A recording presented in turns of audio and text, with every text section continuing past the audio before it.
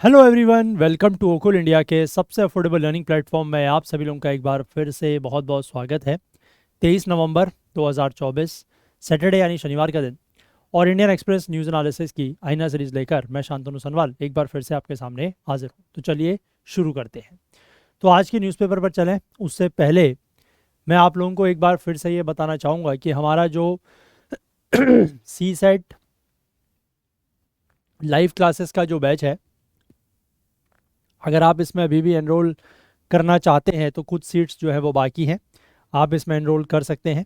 Link नीचे description में दिया हुआ है, उसके थ्रू जाके आप इसकी जो और डिटेल्स हैं वो भी चेकआउट कर सकते हैं और अगर वहीं से चाहें तो एनरोल भी कर सकते हैं। और अगर आपको कोई क्वेरी या कोई डाउट इस कोर्स को लेकर होता है तो यहाँ पर एक व्हाट्सएप नंबर दिया गया है, दैट इज़ 9150449990। इस नंबर पर आप कांटेक्ट कर सकते हैं और वहाँ से आपके जो भी डाउट्स हैं, जो भी क्वेरीज हैं वो क्लियर कर दिए जाएंगे।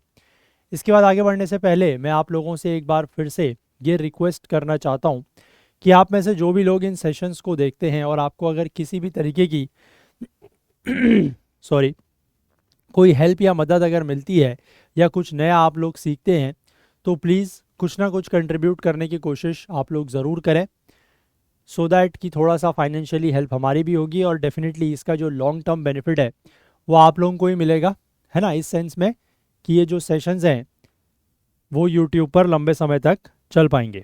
ठीक है, आई होप आप लोग इस रिक्वेस्ट को नज़रअंदाज या इग्नोर नहीं करेंगे।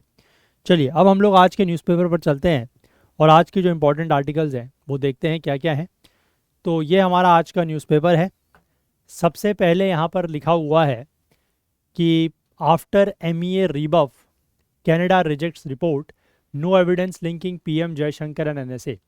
ठीक है, अभी यहाँ पर कुछ दिनों पहले क्या हुआ था कि एक द ग्लोब एंड मेल, इसमें एक रिपोर्ट छपी थी जिसमें ये कहा गया था कि जो एक खालिस्तानी सेपरेटिस्ट है जिसका नाम है हरदीप सिंह निज्जर, उसकी हत्या के मामले में भारत के प्रधानमंत्री नरेंद्र मोदी, भारत के विदेश मंत्री जयशंकर और भारत के राष्ट्रीय सुरक्षा सलाहकार दैट इज़ अजीत डोभाल, उनको इसकी जानकारी थी, ऐसा यहाँ पर उस रिपोर्ट में लिखा गया। ठीक है, लेकिन भारत का जो विदेश मंत्रालय है उसने इस रिपोर्ट को पूरी तरीके से खारिज किया कि नहीं, ये बात सही नहीं है। तो उसके कुछ ही दिनों के बाद कनाडा की जो NSA हैं, that is national security advisor हैं नथाली जी ड्रॉविन, इन्होंने भी यहाँ पर ये बात कही है कि हमारे पास ऐसा कोई एविडेंस नहीं है। ठीक है, कि हमारे पास ऐसा कोई एविडेंस नहीं है और मतलब हमने ऐसा कहा भी नहीं है और हमारे पास ऐसा कोई एविडेंस भी नहीं है कि भारत के प्रधानमंत्री नरेंद्र मोदी, NSA अजीत डोभाल और विदेश मंत्री जयशंकर, इनको इस व्यक्ति के हरदीप सिंह निज्जर के उसके बारे में कुछ भी पता था। ठीक है, आई होप ये बात आप क्लियर है। तो यहाँ पर इन्होंने अपना जो मतलब एक तरीके से कह सकते हैं कि जो स्टैंड था, जो पिछले काफ़ी समय से जिस बारे में ये लोग बात कर रहे थे, उसको लेकर इन्होंने थोड़ा सा यहाँ पर बैक स्टेप किया है। इसके बाद हम लोग आगे बढ़ते हैं और यहाँ पर जो ये अडानी वाला मामला है इसमें ये लिखा गया है कि Adani aware of probe a year ago. ठीक है, जो बेसिकली इंडैक्टमेंट है उसमें ये लिखा गया है कि ये जो जांच चल रही थी इसके बारे में अडानी को 1 साल पहले से पता था और मार्केट्स को जो है वो गलत खबर यहाँ पर दी गई, ऐसा यहाँ पर बताया गया है। तो ये बेसिकली बहुत वैसे तो खैर गंभीर मामला है, मैंने आपको इसके बारे में बताया भी था कल थोड़ा बहुत, है ना। चलो इसके बाद आगे बढ़ते हैं। इसके बाद यहाँ पर लिखा है कि आज इलेक्शंस के नतीजे आने वाले हैं 2 राज्यों के, दैट इज़ महाराष्ट्र और झारखंड के, जो विधानसभा चुनाव हुए हैं। और साथ ही साथ यूपी में कुछ सीटों में जो है वो बाईपोल्स हुए हैं और भी कुछ राज्यों में हुए हैं, तो उनके भी यहाँ पर नतीजे जो हैं वो आएंगे। और अभी के जो मॉर्निंग के रिजल्ट्स हैं उसके हिसाब से दोनों ही राज्यों में, यानी कि चाहे झारखंड की बात करें या हम महाराष्ट्र की बात करें, दोनों ही राज्यों में जो सरकारें हैं वो रिपीट होती हुई नज़र आ रही हैं। महाराष्ट्र में महायुति जो बीजेपी का अलायंस है, जो गठबंधन है, वो काफ़ी अच्छी लीड लेके चल रहा है आगे, तो वो वहाँ पर जीत सकता है या जीत जाएगा, इसकी ज़्यादातर उम्मीद है। और जहाँ तक बात है झारखंड की, तो वहाँ पर जो झारखंड मुक्ति मोर्चा यानी कि जेएमएम है, जो रूलिंग अलायंस है, वो भी ठीक ठाक बढ़त के साथ आगे चल रहा है, उसके भी जीतने के चांसेस बन रहे हैं। ठीक है, चलिए आगे बढ़ते हैं। बीच के पेजेस में एज सच कोई खास न्यूज़ नहीं है। यहाँ पर COP29 को लेकर एक न्यूज़ दी गई है, बट नॉट वेरी सिग्निफिकेंट।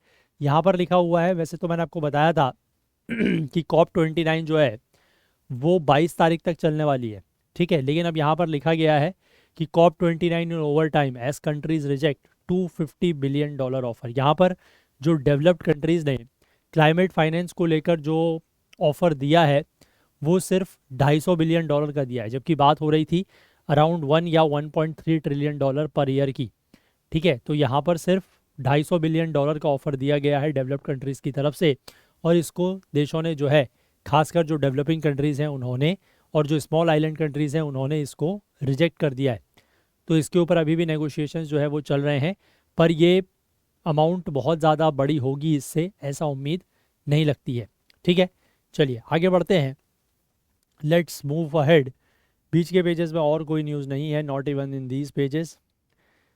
इसके बाद हम लोग सीधे अगर एक्सप्लेन्ड वाले पेज पर आएँ, तो यहाँ पर बेसिकली हम लोग 3 आर्टिकल्स देखेंगे कि इसमें लिखा है कि Argentina considers Paris treaty pull out, कि अर्जेंटीना जो है वो भी ये प्लान कर रहा है कि वो पेरिस ट्रीटी से बाहर आ सकता है, पेरिस एग्रीमेंट से। अब what does this that mean, यानी कि इसका क्या मतलब है, इसके क्या मायने होंगे, वो बात करेंगे। इसके बाद China India state of play, एक आर्टिकल यहाँ पर चाइना इंडिया को लेकर दिया गया है। हालांकि इस आर्टिकल को आप खुद भी पढ़ के समझ सकते हैं, but I will cover it.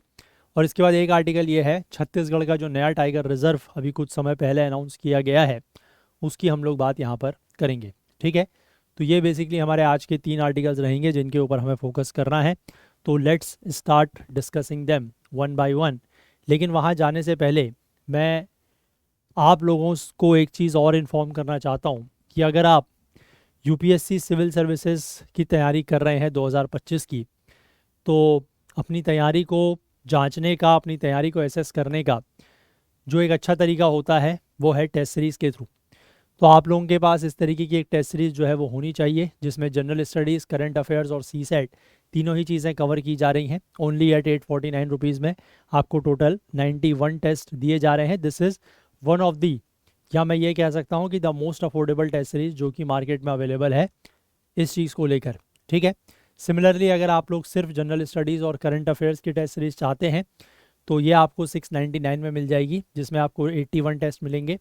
अगर आप सिर्फ जनरल स्टडीज़ की टेस्ट सीरीज़ चाहते हैं तो 449 में मिल जाएगी ओनली विथ 45 टेस्ट। और सिर्फ करंट अफेयर्स की टेस्ट सीरीज़ चाहते हैं तो 32 टेस्ट के साथ आपको 299 में मिल जाएगी। और अगर सिर्फ CSET की टेस्ट सीरीज़ आप लोग चाहते हैं तो वो आपको मिल जाएगी 249 रुपीज़ में। ठीक है, जिसमें आपको CSET के 10 फुल लेंथ टेस्ट मिलेंगे। तो ये सारी की सारी जो टेस्ट सीरीज़ हैं वो हमारे ऐप और वेबसाइट में लिस्टेड हैं।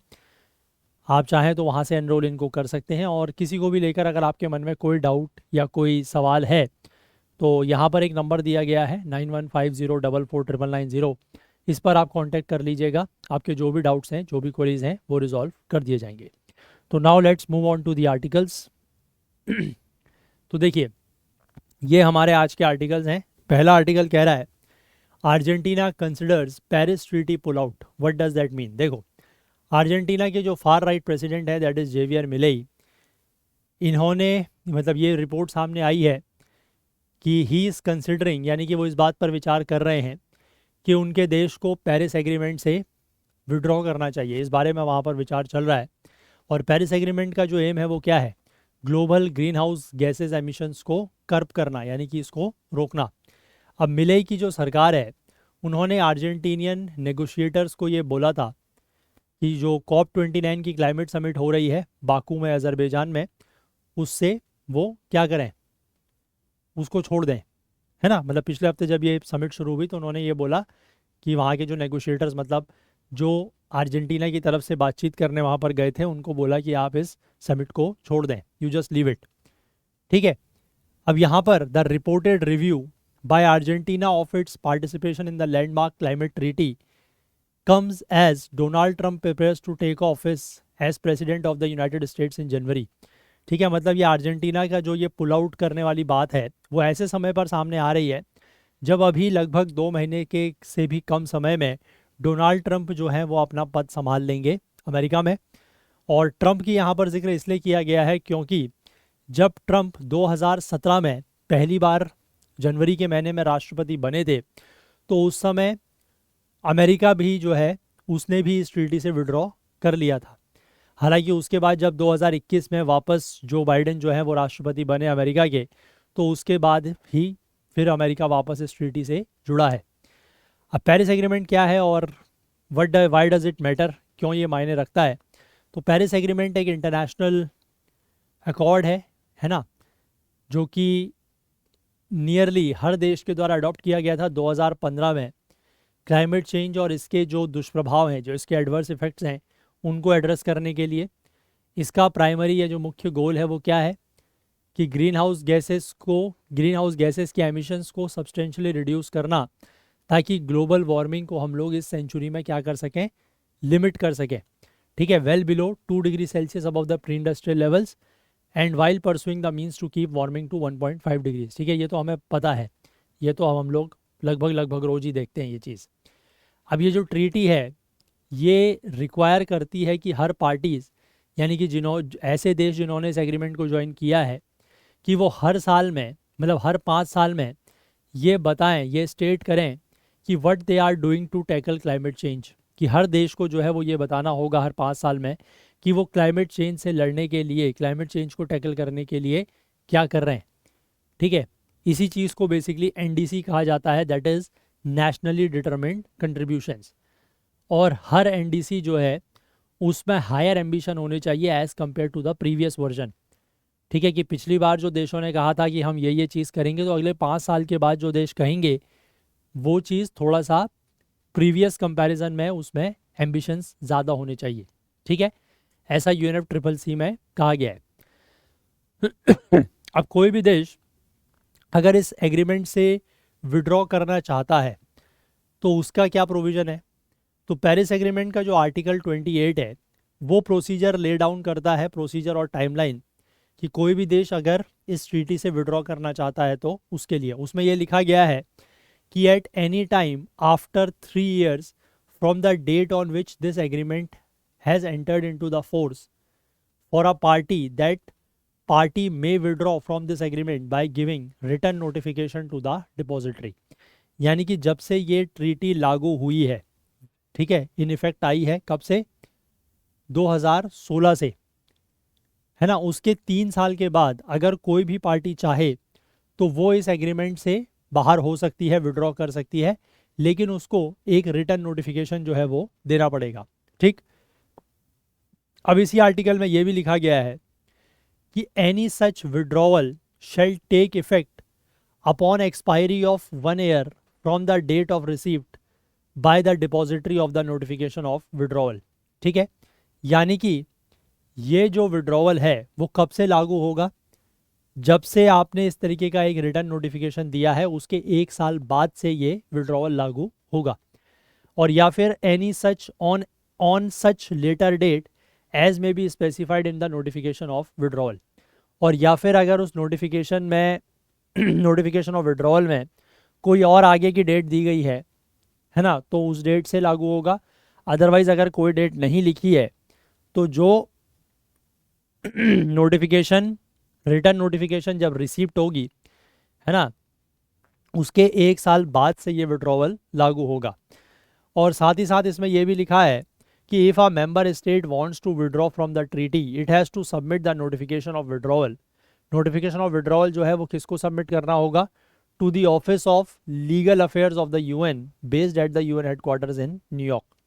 ठीक है, office of the legal affairs of the UN, उसको ये नोटिफिकेशन ऑफ विड्रॉल जो है वो सबमिट करना होगा, जो कि UN हेडक्वार्टर्स इन न्यूयॉर्क में स्थित है।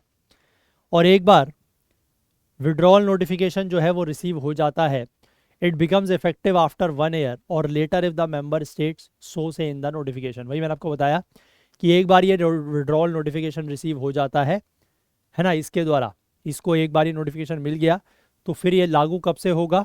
आफ्टर 1 year, 1 साल के बाद से, या फिर अगर उसमें कोई और बात की डेट दी गई है मेंबर स्टेट के द्वारा तो तब से।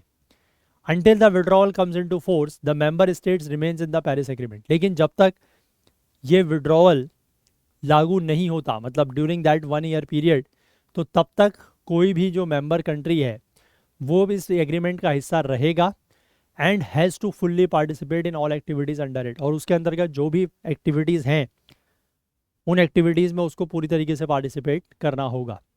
अब अर्जेंटीना क्यों विचार कर रहा है इस ट्रीटी से बाहर होने को लेकर, तो यहाँ पर अर्जेंटीना के जो विदेश मंत्री हैं दैट इज़ जेरार्डो वेर्दिन, इन्होंने न्यूयॉर्क टाइम्स को ये बताया है कि that it is reconsidering its participation in the deal that has a lot of elements that it does not agree with, कि ये ऐसी डील में अपने पार्टिसिपेशन के ऊपर पुनर्विचार या रिकन्सिडरेशन कर रहे हैं जिसमें कई सारे ऐसे एलिमेंट्स हैं जिसके साथ वो एग्री नहीं करते हैं। तो इनका यही कहना है कि we are reevaluating our strategy on all matters related to climate change. ठीक है, कि क्लाइमेट चेंज से रिलेटेड जो भी मैटर्स हैं, है ना, उनको लेकर हम अपनी स्ट्रेटेजी को री इवेल्युएट कर रहे हैं। And so far we have not made any other decision beyond standing down until things are clearer. और अभी तक हमने कोई भी और फैसला नहीं लिया है अदर देन स्टैंडिंग डाउन, मतलब हटने का, उसके अलावा कोई और फैसला हमने नहीं लिया है। अब प्रेसिडेंट मिलेई जो वहाँ के हैं उनको क्लाइमेट चेंज डिनायर माना जाता है, who has called climate change a socialist lie in the past. इन्होंने पास्ट में कहा है कि क्लाइमेट चेंज जो है वो एक सोशलिस्ट लाई है। और पिछले साल भी प्रेसिडेंट मिलेई ने ये मतलब एक तरीके से आप कह सकते हैं कि प्रण लिया था कि अर्जेंटीना को पेरिस एग्रीमेंट से जो है वो विड्रॉ किया जाएगा, लेकिन बाद में उन्होंने अपने इस प्रॉमिस से वो पीछे हट गए। अब what impact will Argentina's withdrawal have on the treaty and the country. अब अर्जेंटीना अगर मान लीजिए इस ट्रीटी से हटती है तो इस ट्रीटी के ऊपर क्या असर पड़ेगा, और एंड द कंट्री मतलब अर्जेंटीना के ऊपर क्या असर पड़ेगा। तो अब इस बात की यहाँ पर डर है कि अगर अर्जेंटीना एग्जिट करती है तो इससे एक डोमिनो इफेक्ट ट्रिगर ना हो जाए। ठीक है, डोमिनो इफेक्ट क्या होता है कि जैसे आपने वो चीज़ देखी होगी ना, कि जैसे कोई एक बड़ा सा मतलब एक कोई वो बनाया हुआ है, उसमें अगर आप एक चीज़ को क्लिक करते हैं तो वो सारी चीज़ें अपने आप गिरती चली जाती हैं। आपने देखा होगा उस तरीके की चीज़, उसको कहा जाता है डोमिनो इफेक्ट।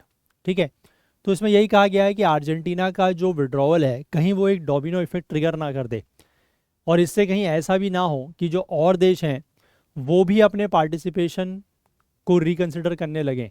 मतलब ऐसा ना हो कि अर्जेंटीना ने ये ट्रीटी छोड़ दी तो इसके बाद हो सकता है कि और देश भी फिर छोड़ना चाहें। ठीक है, तो इससे बेसिकली पेरिस एग्रीमेंट जो है वो अंडरमाइन हो जाएगा, मतलब इसका जो महत्व है, जो इसकी इंपॉर्टेंस है वो कम हो जाएगी, है ना। और वर्ल्ड के क्लाइमेट गोल्स जो हैं, यानी कि कंट्रीज़ को अपने एमिशंस को 2030 तक 42% कम करना है, 2035 तक 57% कम करना है, ताकि ये 1.5 डिग्री का जो सेल्सियस का जो थ्रेशोल्ड है, जो लिमिट है, वो ब्रीच ना हो। ये चीज़ें पूरी फिर नहीं हो पाएंगी। While this is admittedly a very tall order, Argentina जो है वो अमेरिका का दूसरा सबसे बड़ा देश है, मतलब दूसरी सबसे बड़ी अर्थव्यवस्था है, वर्ल्ड का 24th लार्जेस्ट एमिटर है ग्रीन हाउस गैसेस का। इसके पास fossil fuel reserves, fossil fuel resources significant हैं, एक्सपोर्ट्स भी ये काफ़ी ज़्यादा करता है, and second largest reserves of shale gas. ठीक है, शेल गैस बेसिकली एक तरीके की नेचुरल गैस होती है, और शेल ऑयल का ये 4th लार्जेस्ट रिजर्व्स है यहाँ पर। ठीक है, अब अगर ये विड्रॉ करता है तो इससे अर्जेंटीना भी आइसोलेट हो जाएगा। ठीक है, इसको लेकर यहाँ पर एक एक्सपर्ट का ये कहना है कि Argentina will become even less attractive as a trading partner for anyone who takes climate protection seriously, especially now that various countries above all the EU are introducing import duties for climate damaging products। ठीक है, कि Argentina जो है वो हो सकता है कि आइसोलेट हो जाए, अलग थलग पड़ जाए, और बिजनेस करने के लिए या ट्रेड करने के लिए अर्जेंटीना जो है वो थोड़ा सा लेस अट्रैक्टिव जगह बन सकती है ना। क्योंकि आज के देश में, मतलब आज के समय में ऐसे देश जो खासकर क्लाइमेट प्रोटेक्शन को बहुत सीरियसली लेते हैं, और हमने ये चीज़ देखी है, जैसे ईयू की अगर हम बात करें, यूरोपियन यूनियन की, तो अभी उनका हमने कुछ दिनों पहले ही डिस्कस किया था कार्बन बॉर्डर एडजस्टमेंट मैकेनिज्म। उसमें ये कहा गया था कि यूरोप के स्टैंडर्ड्स के, यूरोप के जो एमिशन स्टैंडर्ड्स हैं उसके हिसाब से अगर कोई प्रोडक्ट्स नहीं बन रहे हैं, और अगर वो प्रोडक्ट्स यूरोप में ये किए जाते हैं इम्पोर्ट, तो उनके ऊपर एक्स्ट्रा टैक्स लगाया जाएगा। ठीक है, तो इस तरीके की चीज़ें जो है वो यहाँ पर देखने को मिल सकती हैं। यहाँ पर कुछ ऑब्जर्वर्स का ये मानना है कि domestic opposition will ultimately prevent president मिले फ्रॉम पुलिंग द प्लग। ठीक है, कि जो डोमेस्टिक अपोजिशन है, मतलब उनके वहाँ की जो पूरी की पूरी गवर्नमेंट और अपोजिशन है, उसमें से जो विपक्ष है वो अल्टीमेटली बचा लेगा कि प्रेसिडेंट मिले जो हैं वो ये फैसला लें विड्रॉ करने का। और विड्रॉल करने के का अगर इम्प्लीमेंट करना है तो इनको अर्जेंटीना की पार्लियामेंट से जो है वो अप्रूवल लेना पड़ेगा। अर्जेंटीना ने पेरिस एग्रीमेंट को 2016 में रेटिफाई किया था, और सारी की सारी जो इंटरनेशनल ट्रीटीज़ वहाँ पर रेटिफाई की जाती हैं अर्जेंटीना में, वो कॉन्स्टिट्यूशनल स्टेटस बन जाता है। तो इसलिए वहाँ की पार्लियामेंट से उनको जो है वो अप्रूवल लेना पड़ेगा, और हो सकता है कि अप्रूवल उनको ना मिले और ये फिर अल्टीमेटली जो है वो इस ट्रीटी को विड्रॉ ना करें। बट फिर भी अभी के लिए एज ऑफ नाउ अभी वो इस बारे में विचार कर रहे हैं। ठीक है, चलिए, तो इसको आप क्लाइमेट चेंज में ही लेंगे, एनवायरनमेंट जीएस पेपर 3। आगे बढ़ते हैं, नेक्स्ट आर्टिकल देखते हैं इंडिया चाइना को लेकर। यहाँ पर लिखा है China India state of play. देखिए, यहाँ पर शुरुआत ये की गई है कि if you and I don't have trust then the countries can not have trust. एक सीनियर चाइनीज़ गवर्नमेंट ऑफिशियल ने इंडियन एक्सप्रेस को बीजिंग में ये बताया लास्ट हफ्ते कि अगर आपके और मेरे बीच में कोई ट्रस्ट नहीं होगा, कोई भरोसा अगर नहीं होगा, तो दोनों देशों के बीच में भी ट्रस्ट जो है वो नहीं हो सकता है। अब ये जो ऑफिशियल है ये रेफ़र कर रहे थे किस चीज़ को, इनका इशारा था to the trust deficit between India and China over the last 4.5 years of the border standoff in Ladakh. तो बेसिकली ये जो ऑफिशियल थे, चाइनीज़ ऑफिशियल, ये रेफ़र कर रहे थे या इशारा कर रहे थे उस तरफ कि भारत और अमेरिका के बीच में जो भरोसे में कमी आई है, जो एक ट्रस्ट में कमी आई है, जो एक ट्रस्ट डेफिसिट हुआ है पिछले 4.5 सालों में जब से लद्दाख में बॉर्डर स्टैंड ऑफ हुआ है, उसकी बात ये कर रहे थे। अब this correspondent was part of an Indian media delegation that visited China at the invitation of the Chinese government. और ये जो पूरा का पूरा संवाद हुआ है, ये एक इंडियन मीडिया डेलीगेशन को चाइना में बुलाया गया था। ठीक है, चाइनीज़ गवर्नमेंट के इनविटेशन पर इनको वहाँ बुलाया था, और ये पहला मीडिया डेलीगेशन है जो चाइना गया है 2019 के बाद से। ठीक है, जब से कोविड-19 हुआ है उसके और बॉर्डर स्टैंड ऑफ होने के बाद से ये पहला मीडिया डेलीगेशन है इंडिया का जो चाइना गया है। इसके बाद ओपन फॉर बिजनेस की अगर हम बात करें तो देखिए, चाइनीज़ ऑफिशियल्स के साथ जो कई सारी मीटिंग्स हुई हैं, है ना, members of the business community और स्कॉलर्स एंड एनालिस्ट, जो स्टेट रन थिंक टैंक्स और मीडिया ऑर्गेनाइजेशन है, उसमें एक बात बड़ी क्लियर है कि China wanted to move on in the bilateral relationship and was open for business. कि बायलैटरल रिलेशनशिप्स या द्विपक्षीय संबंधों में चाइना जो है वो आगे बढ़ना चाहता है और वो बिजनेस के लिए भी ओपन है। सीनियर चाइनीज़ ऑफिशियल्स ने यहाँ पर प्रेसिडेंट शी जिनपिंग और प्रधानमंत्री नरेंद्र मोदी के बीच की केमिस्ट्री को मेंशन किया है, जिसको लेकर उन्होंने ये कहा है कि जब अभी दोनों लीडर्स ब्रिक्स समिट जो हुई थी, है ना, रशिया के कजान में 23 अक्टूबर को, तो उसकी साइडलाइंस में ये दोनों नेता जो हैं वो आपस में मिले थे।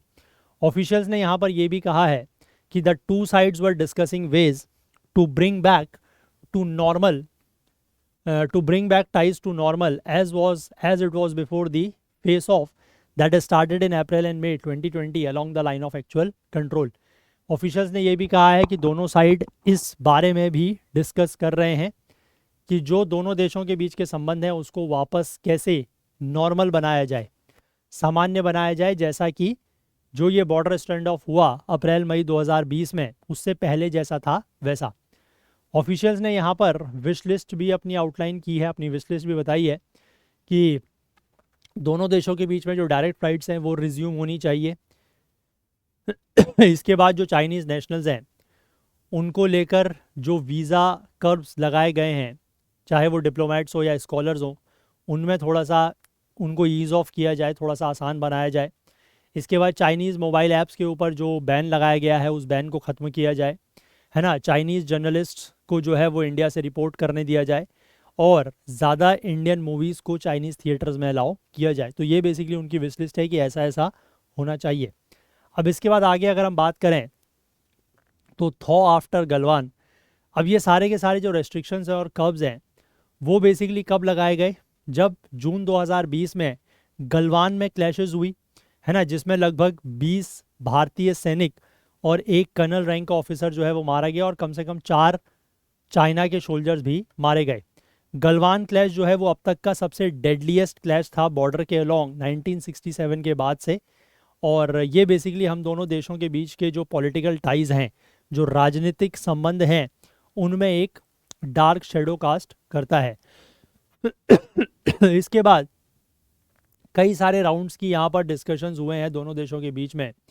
इंडिया ने एक ब्रेक थ्रू अनाउंस किया 21 अक्टूबर के दिन, और दोनों तरफ के सोल्जर जो हैं उन्होंने अलोंग दी एलएसी अब पेट्रोलिंग शुरू कर दी है। ये जो पेट्रोलिंग अरेंजमेंट्स है, इसको लेकर एग्रीमेंट एक इंपॉर्टेंट बिगनिंग थी to the 3 step process of disengagement, deescalation and deinduction of troops. और इसको लेकर बेसिकली इंपॉर्टेंट मीटिंग हुई है कि कैसे इस प्रोसेस को आगे बढ़ाना है।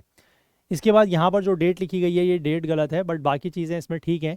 External affairs minister S Jaishankar Chinese foreign minister Wang Yi से मिलते हैं G20 लीडर समिट जो रियो डी जेनेरियो में हुई ब्राज़ील में, उसके साइडलाइंस में। और दोनों देशों ने यहाँ पर ये बात की है कि भारत और चाइना के जो संबंध हैं उनके आगे के स्टेप्स क्या होंगे, उसको लेकर डिस्कशन हुआ है। इसके बाद दोनों देशों की तरफ से जो व्यूज़ आए हैं अगर उसकी बात करें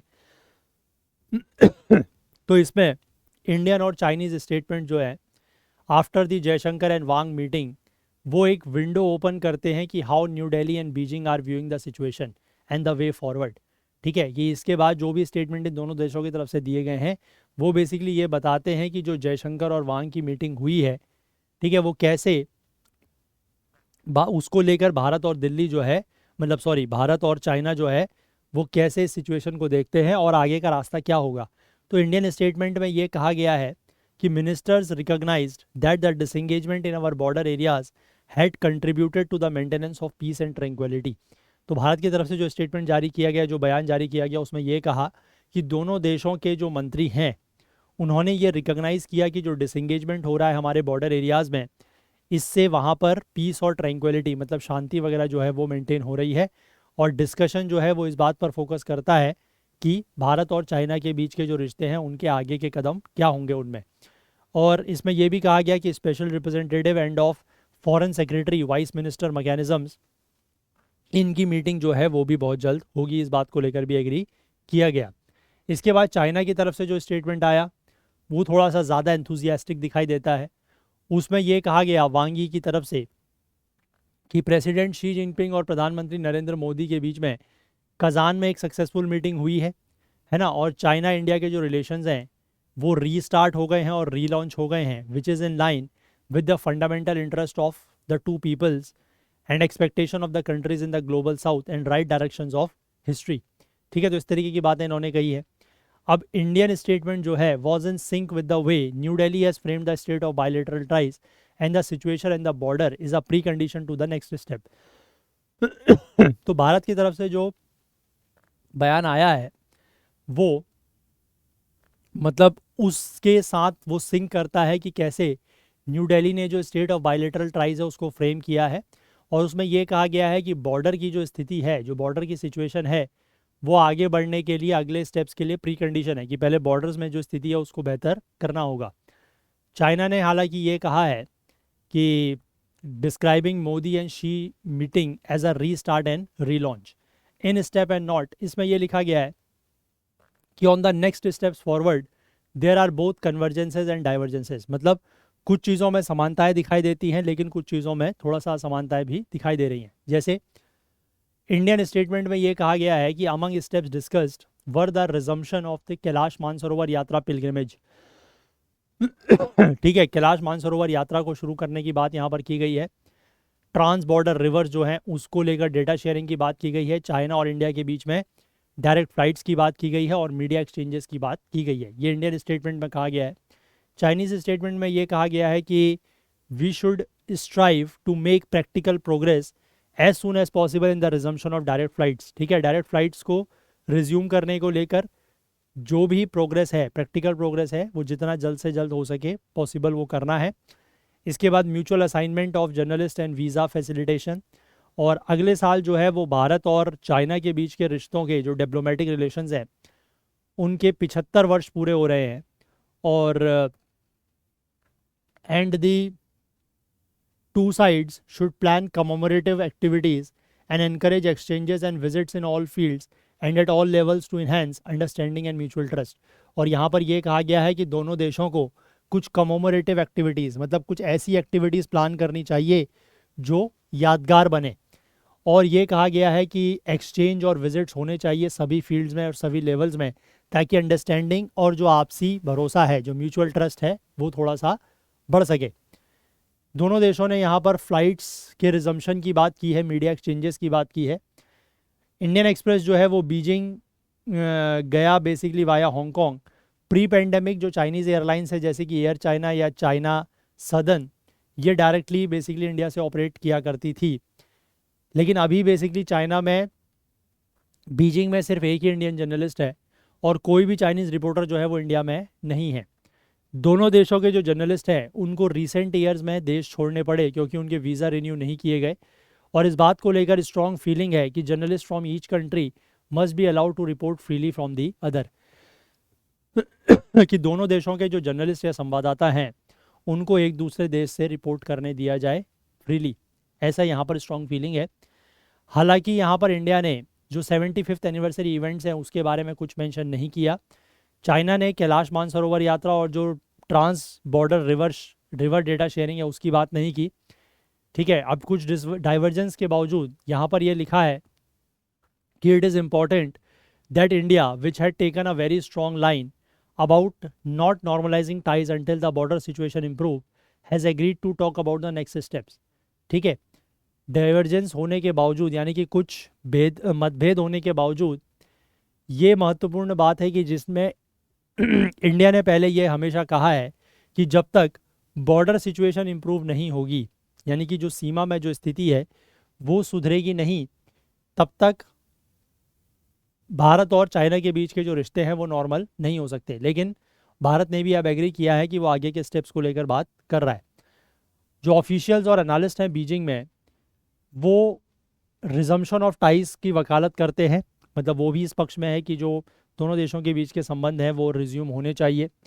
India has been guarded and cautious, mindful of hard and public opinion over the last 4.5 years. ठीक है, लेकिन भारत इस चीज़ को लेकर थोड़ा सा सचेत है, थोड़ा सा कॉशियस भी है कि जिस तरीके की पब्लिक ओपिनियन पिछले 4-4.5 साल में बनी है उसको लेकर। अब इसके बाद यहाँ पर अभी ये चीज़ क्लियर नहीं है कि special representatives end of the foreign secretary vice minister mechanism की अगली मीटिंग कब होगी, और पिछली इस तरीके की मीटिंग जो है वो दिसंबर 2019 में हुई थी। इसके बाद डी एस्केलेशन की अगर हम बात करें तो थर्सडे के दिन अभी मोस्ट रिसेंट इंडिकेशन जो है कि चाइना और मतलब जिसमें ये देखने को मिला कि इंडिया और चाइना जो हैं वो अपने संबंधों को रिपेयर कर रहे हैं, तो उसमें जो हमारे रक्षा मंत्री है दैट इज़ राजनाथ सिंह और चाइना के जो रक्षा मंत्री है दैट इज़ जोंग जुन, वो मिलते हैं वियनशियन में, लाओस में, जहाँ पर 11वीं आसियान डिफेंस मिनिस्टर्स मीटिंग चल रही थी। ठीक है, यहाँ पर यह कहा गया कि दोनों देशों को, मतलब राजनाथ सिंह के द्वारा ये कहा गया कि दोनों देशों को ज़रूरत है कि वो कोऑपरेशन के ऊपर फोकस करें रादर देन कन्फ्लिक्ट। और ये एम्फसाइज किया गया and looked forward to greater trust and confidence building between the two sides through deescalation. ठीक है, और इस बात के ऊपर जोर दिया गया कि ट्रस्ट ज़्यादा बेहतर ट्रस्ट बनाया जाए दोनों देशों के बीच में और कॉन्फिडेंस बिल्डिंग होनी चाहिए डी एस्केलेशन के थ्रू। 50,000 से 60,000 ट्रूप्स जो है वो दोनों साइड ऑफ द LAC में डिप्लॉयड थे ईस्टर्न लद्दाख के, और वहाँ पर डी एस्केलेशन जो है वो अगला इंपॉर्टेंट स्टेप है। दोनों साइड्स ने डिसंगेजमेंट की प्रोसेस को कंप्लीट कर लिया है, ठीक है, दिवाली के बाद, और इंडियन ट्रूप्स ने वहाँ पर पेट्रोलिंग भी शुरू कर दी है। चाइनीज़ ऑफिशियल्स ने बीजिंग में इंडियन एक्सप्रेस को ये बताया है कि if we don't progress we regress, कि अगर हम आगे नहीं बढ़ रहे हैं तो एक तरीके से हम पीछे की तरफ जा रहे हैं। और इंडियन इस्टेब्लिशमेंट जो है वो बॉर्डर सिचुएशन को बहुत कॉशियसली देख रहा है and de-escalation will be a key marker for the next steps. तो डी एस्केलेशन जो है वो आगे के जो कदम होंगे उनके लिए एक की मार्कर होगा, और पहले डी एस्केलेशन होगा, देन उसके बाद आगे की बातें यहाँ पर की जाएंगी। ठीक है, तो इसको आप लोग इंडिया एंड इट्स नेबरहुड, ठीक है, India China bilateral relations GS paper 2 international relations में ले सकते हैं। ठीक है, चलिए इसके बाद हम लोग अगले आर्टिकल की बात करते हैं जो बात करता है छत्तीसगढ़ के नए टाइगर रिजर्व की at the heart of animals contiguous homes. देखो, अभी आपको मैंने ये चीज़ वैसे पहले बताई है कि इस मंथ की शुरुआत में छत्तीसगढ़ की जो सरकार है उसने नोटिफाई किया है Guru Ghasidas Tamor Pingla in the state as the India's 56th tiger reserve. ठीक। और ये रिजर्व जो है ये एक्सपेक्टेड है कि ये छत्तीसगढ़ को हेल्प करेगा कि वो अपने टाइगर पॉपुलेशन को इम्प्रूव कर सके, जो पिछले कुछ सालों में काफ़ी कम हो गई है। तो इस रिज़र्व के बारे में हमें क्या पता है? गुरु घसीदास तमोर पिंगला ये छत्तीसगढ़ का चौथा टाइगर रिजर्व है। ठीक है, वहाँ पर 3 और हैं, that is Achanakmar, Indravati and Udanti Sita नदी। इसका एरिया जो है वो 2829 स्क्वायर किलोमीटर का है और ये तीसरा सबसे बड़ा लार्जेस्ट रिजर्व बनेगा, सबसे बड़ा लार्जेस्ट टाइगर रिजर्व बनेगा इंडिया में। रिजर्व जो है वो 4 जिलों में फैला हुआ है in the northern Chhattisgarh Surguja region. जो नॉर्दर्न छत्तीसगढ़ का सरगुजा रीजन है उसकी 4 डिस्ट्रिक्ट्स में ये फैला हुआ है, दैट इज महेंद्रगढ़, चिरमिरी, भरतपुर, ये एक डिस्ट्रिक्ट है। 1 is Korea, 1 is Surajpur and the 4th one is Balrampur. और ये 2 टाइगर रिजर्व्स के बीच में पड़ता है, एक मध्य प्रदेश का बांधवगढ़ टाइगर रिजर्व है और दूसरा एक झारखंड का टाइगर रिजर्व है, दैट इज इन पलामऊ। ठीक। इसके बाद संजय डुबरी टाइगर रिजर्व जो मध्य प्रदेश में है वो भी इसके पास है। तो इससे बेसिकली होता क्या है कि जो ये नया टाइगर रिजर्व है, this becomes a part of the biggest contiguous homes for the countries national animal. Contiguous regions का मतलब होता है, या कंटिगुअस एरियाज का मतलब होता है ऐसा एरिया जो आपस में मिलता जुलता हो, एक दूसरे के नज़दीक हो, मिलता जुलता एरिया हो वो। ठीक है, अब यहाँ पर सिर्फ टाइगर्स नहीं है, यहाँ पर कई सारी और वाइल्ड लाइफ स्पीशीज़ हैं, जैसे कि elephant, sloth bears, vultures, peacocks, wolfs, leopards, otters, chitals, jackal, Nilgiri, bison, hyenas, langurs and cobras. और यहाँ पर फ्लोरा भी काफ़ी ज़्यादा है, यानी कि जो पेड़ पौधों की प्रजातियाँ हैं वो भी काफ़ी ज़्यादा हैं। साल, साजा, धवडा एंड कुसुम, ये bulk of the tree cover यहाँ पर प्रोवाइड करते हैं। इस एरियाज़ में हिल्स, प्लेट्यूज, वैलीज और रिवर सिस्टम भी है, जो कि एक रिच वाइल्ड लाइफ के लिए डाइवर्स हैबिटेट प्रोवाइड करता है। छत्तीसगढ़ का करंट टाइगर पॉपुलेशन की बात करें तो अभी छत्तीसगढ़ में जो है वो कुल 30 टाइगर्स हैं, जिसमें से 3 सब एडल्ट और 2 कब्स हैं। गुरु घसीदास तमोर पिंगला टाइगर रिजर्व में माना जा रहा है कि 5 से 6 टाइगर अभी हैं। स्टेट की टाइगर पॉपुलेशन जो है वो 2014 में 46 हुआ करती थी, 2022 में गिर के 17 हो गई। ये बेसिकली तब का डेटा है जो लास्ट टाइगर स्टेटस रिपोर्ट है by the NTCA, national tiger conservation authority ने जो 2023 में रिलीज़ की थी, उसमें ये डेटा बताया गया है। अब how does Chhattisgarh plan to boost its tiger population, कि छत्तीसगढ़ कैसे प्लान कर रहा है कि वो अपने टाइगर पॉपुलेशन को बूस्ट करेगा।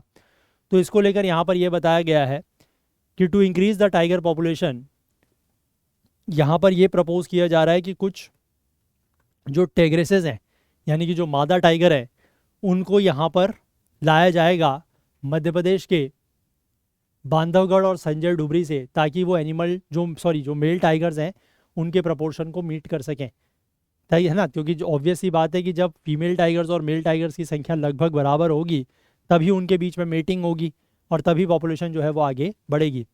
साथ ही साथ ये भी कहा गया है कि कई और सारे कदम भी उठाए जा रहे हैं, जैसे कि रैपिड रिस्पॉन्स टीम्स बनाई जा रही हैं। ठीक है, विलेजर्स के साथ एक अच्छा रेपो बिल्ड करने की कोशिश की जा रही है, मतलब एक अच्छा तालमेल बनाने की कोशिश की जा रही है विलेजर्स के साथ।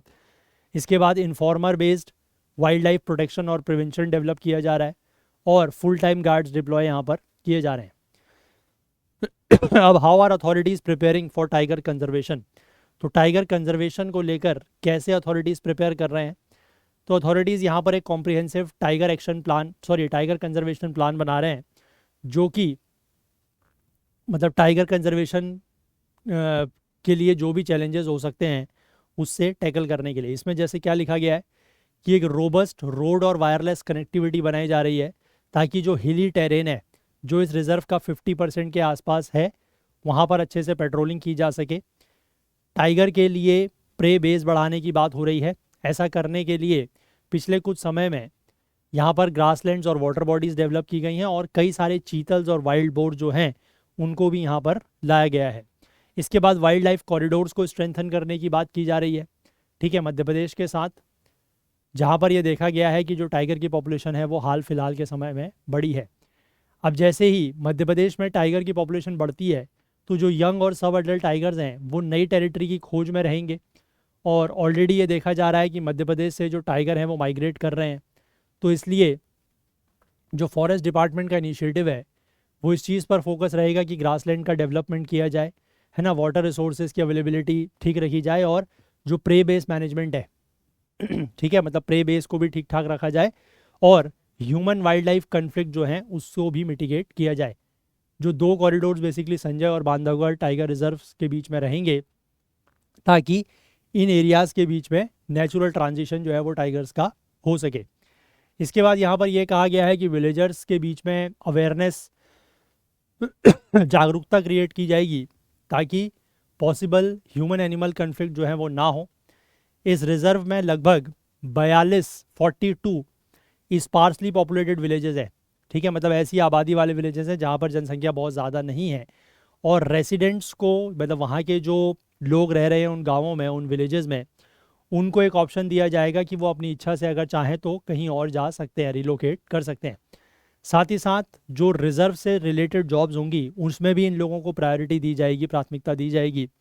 अथॉरिटीज़ जो है वो इन रेसिडेंट्स को ये चीज़ें सिखाएंगे कि आप कैसे यहाँ पर पर्यावरण संबंधी बिजनेस, ठीक है, टूरिज्म रिलेटेड बिजनेसेस चला सकते हैं, जैसे कि टूर गाइड्स बन सकते हैं, या फिर आप अपने घरों को होम स्टेज प्रोवाइड कर सकते हैं, मतलब लोगों के लिए बोटिंग करा सकते हैं जो भी टूरिस्ट वगैरह आएंगे, हैंडीक्राफ्ट्स के कुछ सामान बना सकते हैं, वो लोगों में बेच सकते हैं। तो इस तरीके की चीज़ें जो है वो उन रेसिडेंट्स को वहाँ पर सिखाई जाएंगी, ठीक है। तो आई होप ये बात भी आप समझ गए, और ये जो आपका आर्टिकल है इसको आप वाइल्ड लाइफ कंजर्वेशन में लेंगे in the environment GS paper 3, ठीक है।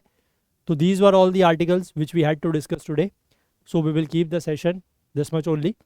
और जाने से पहले मैं एक बार आप लोगों को फिर से ये बता दूं कि अगर आप यूपीएससी सिविल सर्विसेज 2025 की तैयारी कर रहे हैं तो first of all you have to crack the first step, that is your prelims. और प्रीलिम्स की आपकी जो तैयारी चल रही है, जो आप प्रिपरेशन कर रहे हैं, उसको एसेस करने के लिए कि आप कितना जो पढ़ रहे हैं उसको क्वेश्चंस वगैरह उसके अटेम्प्ट कर पा रहे हैं, तो उसके लिए आपके पास इस तरीके की एक टेस्ट सीरीज जो है वो होनी चाहिए, जिसमें जनरल स्टडीज़, करंट अफेयर्स और सी सेट आपको तीनों ही चीज़ें मिलते हैं ओनली एट 849 रुपीज़। अगर आप सिर्फ जनरल स्टडीज़ और करंट अफेयर्स की टेस्ट सीरीज लेना चाहते हैं तो ये आपको 699 में मिल जाएगी। Only general studies is available for 449। सिर्फ अगर आप करंट अफेयर्स की टेस्ट सीरीज लेना चाहते हैं तो ये आपको 299 में मिल जाती है, और सिर्फ अगर आप सी सेट की टेस्ट सीरीज लेना चाहते हैं फुल लेंथ टेस्ट तो आपको वो 249 में मिल जाएगी। सारे के सारे जो टेस्ट सीरीज हैं ये हमारे ऐप और वेबसाइट में लिस्टेड हैं, आप वहाँ से इनको एनरोल कर सकते हैं। और अगर आपके मन में कोई भी सवाल या कोई भी डाउट, कोई भी क्वेरी है इन टेस्ट सीरीज़ को लेकर, तो यहाँ पर जो व्हाट्सएप नंबर दिया गया है 9150449990 इस पर आप कांटेक्ट कर सकते हैं, ठीक है। हमारे ऐप को आप प्ले स्टोर से ज़रूर डाउनलोड करें। अगर आपने किसी भी वीडियो कोर्स में हमारा एनरोल किया है तो आप ऐप के थ्रू वीडियोस डाउनलोड करके ऑफलाइन भी देख सकते हैं। साथ ही साथ जाने से पहले मैं एक बार फिर से आप लोगों से ये रिक्वेस्ट करना चाहूँगा कि अगर आपको हमारे सेशंस हेल्पफुल लगते हैं और कुछ भी नया सीखने को अगर आपको यहाँ से मिलता है तो प्लीज़ कुछ ना कुछ कंट्रीब्यूट करने की कोशिश ज़रूर करें, सो दैट कि ये थोड़ा सा फाइनेंशियली भी हमारी हेल्प करेगा, और डेफिनेटली इसका जो लॉन्ग टर्म फ़ायदा है वो आप लोगों को ही मिलेगा कि ये सेशंस यूट्यूब पर लंबे समय तक चल पाएंगे। बट उसके लिए आपके कंट्रीब्यूशन की हमें बहुत ज़्यादा ज़रूरत है। तो चलिए, अगर आपको आज का सेशन पसंद आया हो तो लाइक ज़रूर करें, ज़्यादा से ज़्यादा शेयर करें। आपके जो भी डाउट्स हैं, जो क्वेरीज हैं, वो आप कमेंट कर सकते हैं, या अदरवाइज़ भी अगर आप कोई सजेशन फीडबैक देना चाहें तो ज़रूर कमेंट करें। चैनल को आपने सब्सक्राइब नहीं किया है तो वो भी ज़रूर करें, बेल आइकन प्रेस करना ना भूलें ताकि वीडियोज़ की नोटिफिकेशन आपको ऑन टाइम मिल सके। और साथ ही साथ अपना प्यार, अपना सहयोग, अपना कंट्रीब्यूशन हमारे साथ बनाए रखें। हाईलाइटेड आर्टिकल्स आपको करंट अफेयर्स ओकुल्ट टेलीग्राम चैनल पर मिल जाते हैं, जिसका लिंक नीचे डिस्क्रिप्शन में दिया हुआ है। फ्री ऑफ कॉस्ट आपके साथ यहाँ पर ये आर्टिकल शेयर किए जाते हैं, तो नीचे डिस्क्रिप्शन में दिए हुए लिंक के थ्रू आप इसको ज्वाइन कर सकते हैं या फिर आप इसको सिंपली करंट अफेयर्स ओकुल सर्च करके भी ज्वाइन कर सकते हैं, या इस QR कोड को स्कैन करके भी ज्वाइन कर सकते हैं। तो चलिए, आज के लिए इतना ही रखते हैं, बाकी कल को फिर से मिलेंगे। कल को मतलब मंडे को फिर से मिलेंगे इंडियन एक्सप्रेस न्यूज़ एनालिसिस की आईना सीरीज़ के साथ। सॉरी। तब तक के लिए अपना बहुत बहुत ध्यान रखें। Please do take care of yourself. Thank you. Have a nice day. Bye bye.